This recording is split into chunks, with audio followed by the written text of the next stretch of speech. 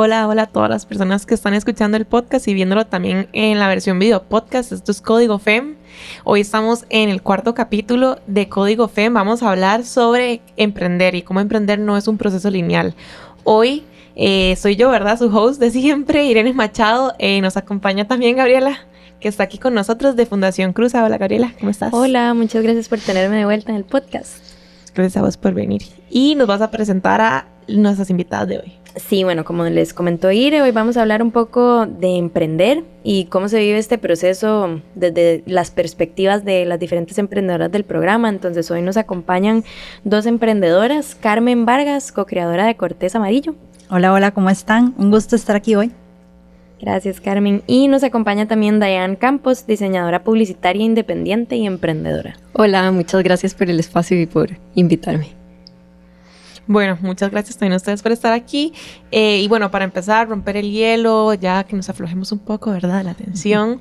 La primera pregunta, que es la más conocida para ustedes probablemente, es que nos cuenten de manera breve y verdad simple para que todas las personas que estén escuchando y también viendo puedan saber de qué se trata su emprendimiento y también un poco su relación con el área de ciencia y tecnología. Entonces, Diane, si quieres, adelante. Claro, ok, mi proyecto es dirigido a familias y es una dinámica y una plataforma para la enseñanza del manejo del dinero responsable desde la niñez. Va dirigido a niños y para que los padres también puedan aprender en el camino. Y la tecnología va aplicada a través de la plataforma virtual en la que se estaría enseñando de manera complementaria al producto sobre finanzas. Súper interesante, muchas gracias. ¿Y Carmen? Sí, el caso de mi emprendimiento, que es Cortés Amarillo. Este proyecto lo que intenta es mostrarle una nueva manera más divertida a los niños para aprender a leer. Actualmente, si ustedes ven las cifras del estado de la educación, están elevadísimas y son muy preocupantes la cantidad de niños que no están teniendo las competencias básicas de lectura, y esto se está tratando de atacar desde diferentes lugares, pero uno de los mejores es cuando empiezan, porque se les está haciendo como un proceso muy aburrido. Entonces, pues nuestro emprendimiento intenta que a través de la realidad aumentada ellos puedan tener otra manera de comprender la lectura. Wow. Muchas gracias por contarnos y también por liderar esos proyectos tan interesantes y se sienten también tan necesarios y diferentes, ¿verdad? Siento que, perdón, cuando uno piensa en STEM, estos emprendimientos como los de ustedes dos, de hecho, se sienten muy, muy novedosos, y la parte de la tecnología que incorporan también es súper interesante y es súper vigente también con todo el tema de realidad virtual, ¿verdad? Y también de todo virtualidad, un poco como la pandemia, además todo esto que se está incorporando. Me encanta que también estén hoy como invitadas y que nos puedan compartir más desde su experiencia como emprendedoras. Entonces, tal vez ahora, no sé si nos quieren contar, tal vez vos, Carmen, ¿cómo empezaste a emprender? ¿Verdad? ¿Cómo encontraste ese camino y dijiste, ok, con esta idea ahora sí voy a llevarla al mercado? Bueno, vieras que la idea surgió justamente porque tengo una niña, actualmente tiene 9 años, pero en el proceso de aprendizaje de la lectura fue durante la pandemia, ¿verdad? Y yo tuve que empaparme mucho de cómo era este procedimiento de enseñarle a leer, ¿verdad? Porque estábamos un poco acompañados por la escuela, pero también teníamos que hacer mucho esfuerzo en casa. Y empecé a ver señales de alerta, amarillas, naranjas, rojas, no solo en mi casa, sino como generalizado en todos los papás, que tenían como esta contradicción entre que la tecnología no me ayuda y que la tecnología se está llevando a mi hijo hacia un lugar donde no quiero y lo tengo que poner a leer para que aprenda, porque esto es una necesidad, ¿verdad? Entonces yo decía, bueno, pero es que no deberían ser enemigos, podríamos hacer uso de estas herramientas también para ayudarles y apoyarles, porque este es su día a día, así viven, así, ¿verdad? Entonces empecé a investigar un poco más para ver si era un caso aislado, ¿verdad? Si era solo en mi sector, si era solo en mi círculo, pero entonces ya empecé a ver documentos y datos nacionales donde más bien me alarmé más de pensar y de ver que es una situación país. Entonces empezamos, primero yo, a ver cómo, desde mi punto de vista como productora audiovisual y como animadora, ¿verdad? Que yo tenía todas las herramientas como para poder crear una herramienta que les ayudara, ¿verdad? Pero también tratando de apoyarme con la parte pedagógica y la parte de ilustración, ¿verdad? Entonces ahí fue cuando pedí apoyo y le conté esta idea a una amiga y a ella le encantó, y entonces por eso digo que soy co-creadora en Cortés Amarillo, porque ha sido como un conjunto de ideas que se han ido sumando y vimos la oportunidad del programa Constelar, aplicamos y a partir de ahí hemos seguido co-creando, ¿verdad? En este mundo impresionante que es el emprender, porque si hay algo que me queda clarísimo es que de eso no sabía nada. Estaba realmente bien perdida y esto ha sido, fue muy intenso, ¿verdad? Y sigue siéndolo porque pues cuando uno cree que entiende ya no entiende, ¿verdad? Y siguen saliendo obstáculos y pruebas y experimentos, pero también, digamos, en el caso de Constelar ha sido una guía maravillosa porque cuando uno no entiende le dan paz y le dicen, bueno, tranquila, esto es normal, vamos adelante y tratemos de entender juntas. Entonces, así ha sido como un poco el camino, también ha sido como de avanzar, retroceder, avanzar un poquito más y volver a retroceder, ¿verdad? Nunca es un camino lineal. Y es cierto, como todos estos quotes de Instagram que uno ve, ¿verdad? De cómo es el camino al éxito. Ahí uno se da cuenta que no son chiste, ¿verdad? Si realmente uno, cuando se devuelve, uno dice, no, la verdad es que tal vez no debería seguir, ¿verdad? Y después uno dice, no, sí, yo creo en mi idea, esto es solo un obstáculo más y vamos adelante, tengamos más información y ahí vamos para adelante, ¿verdad? Entonces, creo que es importante tener como un círculo de apoyo, es fundamental, porque si no, sinceramente, hace rato lo hubiera dejado botado, chiquillas. Muchas gracias. Quiero retomar un poquito el tema de los obstáculos, pero primero quiero escuchar a Diane que nos cuente sobre cómo empezó con esto y cuál fue no sé, ese instinto que dijo, ok, esto hay que llevarlo al mercado. Ok, mi historia es particular porque viene de muy, muy atrás. Mi proyecto viene siendo mi proyecto final de graduación de mi carrera de diseño publicitario. Entonces, tuve la suerte de tener profesores que me infundieron mucho en pensar cuál iba a ser mi impacto, ¿verdad? Como diseñadora. Entonces me di a la tarea por 2 años más o menos de la carrera de pensar qué problemática social yo desde mi carrera podía aportar. Entonces estuve pensando temas y temas. Entonces en 2 años, imagínense cuánto pudo haber salido, ¿verdad? Entonces fui haciendo una lista y cuando llegó el momento hice como las propuestas y surgió la ganadora, ¿verdad? Entonces en ese momento tuve que pensar, ¿verdad? También como a qué nicho me iba a dirigir y todo el asunto. Pero también para mí fue de mucha inspiración mis papás. Los dos siempre han emprendido, siempre los he visto esforzándose, súper trabajadores. Entonces siempre estaba como en mí esta parte de emprender. Entonces en la universidad siempre llegaba y me preguntaban, ¿y por qué quieres estudiar diseño publicitario? Y yo como, porque quiero como en un futuro tener mis propios emprendimientos, y todo el mundo así. Entonces, siempre supe que quería que fuera un emprendimiento y ojalá que fuera ese proyecto que pudiera surgir. Entonces sí tuvo como mucha mente detrás, fue muy intencional y para cuando llegué al proyecto final de graduación, pues lo concluí, perfecto, pero era un proyecto final de graduación. Entonces llegó un momento donde toqué una puerta, como que recibí cierto apoyo, pero necesitaba avanzar tanto el proyecto que como que se estancó. Y después vino pandemia y pues ahí como que hubo ese pero. Luego hubo otra oportunidad a la que toqué la puerta, igual me tocó hacer un pitch ante unas personas, estaba planeado en Panamá y todo el asunto súper formal, virtual. Y entonces apliqué, pero el propósito era elegir proyectos que ya hubieran estado monetizando. Entonces llega una persona y me comenta sobre un programa que se llama Constelar y me dice, mañana cierra convocatoria. Y es para proyectos liderados por mujeres con énfasis en tecnología STEM, ¿verdad? En metodología STEM.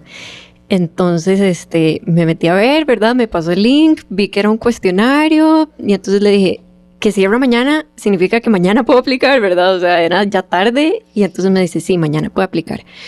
Entonces me inspiré, redacté ese formulario y entonces, por la gracia de Dios, fui aceptada. Y a partir de ahí me fui dando cuenta, con todo el apoyo de mentorías y de aprendizaje que he recibido con el programa, me di cuenta que mi proyecto necesitaba un avance inmenso de pasar de ser proyecto final de graduación, ¿verdad? Algo meramente académico, a ser un producto para lanzar al mercado, ¿verdad? Entonces, ¿cómo poder formar un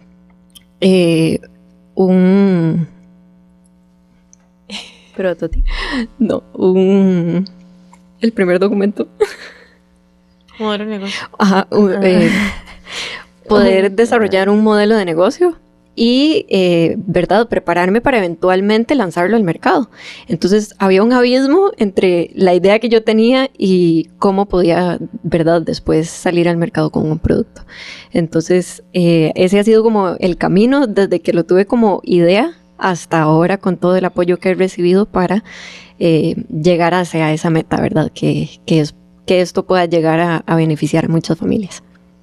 Gracias. Es impresionante, por supuesto, la transformación que sufre un proyecto desde que es una idea hasta que llega a ya, ¿verdad?, estar a las puertas de entrar al mercado y que las personas puedan hacer uso de él. Entonces me pregunto, ¿verdad?, porque justamente el tema de hoy es cómo ese proceso no es lineal y a veces vamos hacia adelante, Carmen lo decía, avanzamos, retrocedemos. Entonces me gustaría escuchar esas vivencias, cómo han experimentado o qué obstáculos han experimentado, tal vez obstáculos que han experimentado y luego esos momentos donde uno dice, wow, ok, esto sí es un avance, es un, ¿verdad?, un punto de inflexión para mi proyecto y para mí también como emprendedora, ¿verdad? No sé quién quiera comentar. Bueno, yo tal vez, porque yo sí pasé junto con mi compañera Carolina como por un proceso medio traumático, por decirlo así, porque, como dije, este proceso de Constelar es muy intenso, ¿verdad?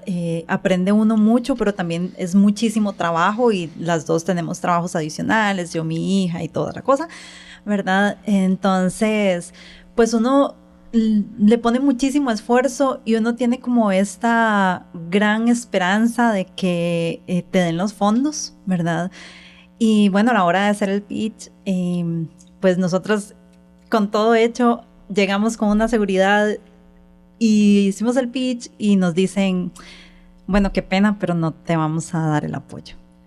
Uy, verán lo que es eso. O sea, fue un duelo tremendo. No les voy a mentir, lloré un montón, ¿verdad?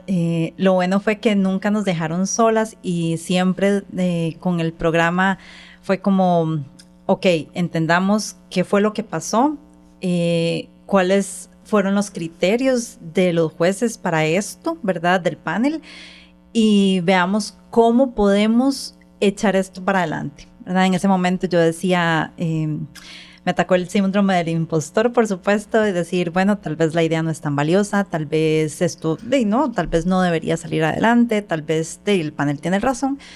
Entonces fue un proceso como de reflexión y de, ¿verdad? Después de pasar toda esta gran tristeza, lo bueno fue como tener, ya les digo, este acompañamiento y decir, ok, ¿qué fue lo que pasó? Veamos cómo lo podemos resolver. Y en Constelar igual nos dijeron, bueno, hay otras maneras, vamos a buscar. Y entonces nos sugirieron entrar a Reto País y la verdad, un poco como con esta desilusión en el corazón, yo decía, bueno, vamos a intentar Reto País. Pero fue una experiencia todo esto fue muy transformador porque nos dimos cuenta de que sí nos estábamos enamorando un poco de la idea y no tanto del problema. Cuando llegamos a Reto País, recibimos asesoría para hacer el pitch nuevamente, ¿verdad?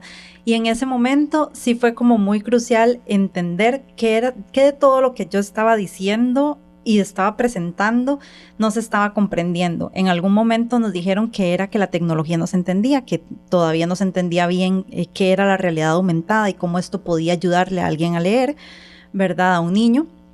Pero cuando yo estaba redactándolo nuevamente, yo decía, puede ser, pero creo que no es eso.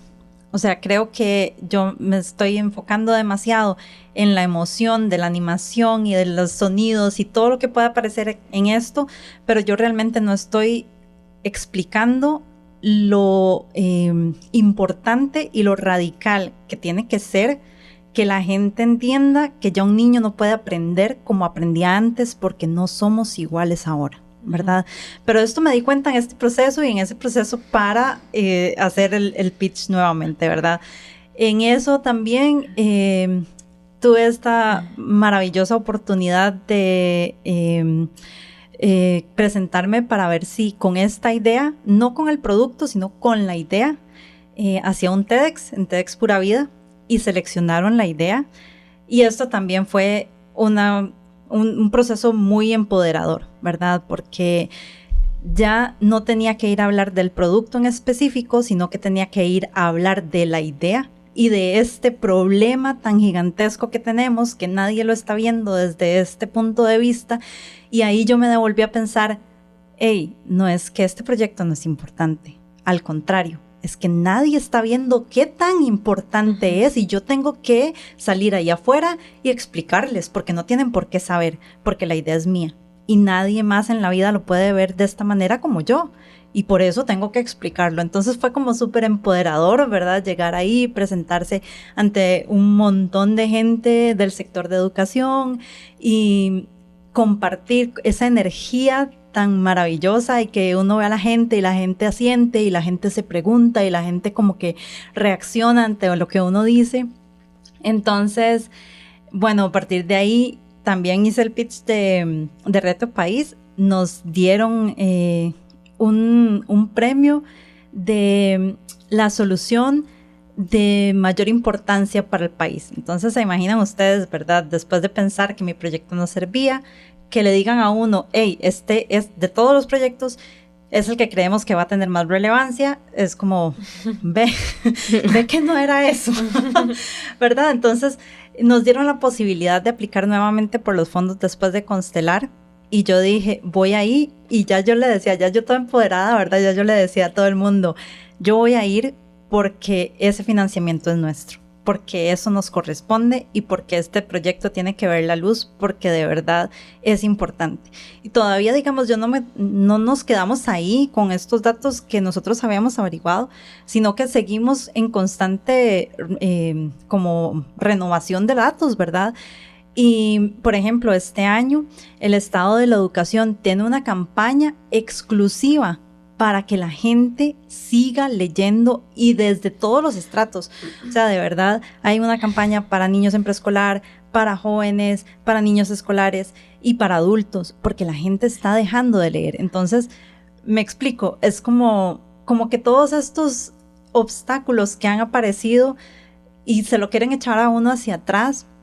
Por eso les digo que el acompañamiento es muy importante, porque es como, usted es libre de hacer lo que quiera hacer, pero tal vez esto es una oportunidad de que veas cosas que no estabas viendo.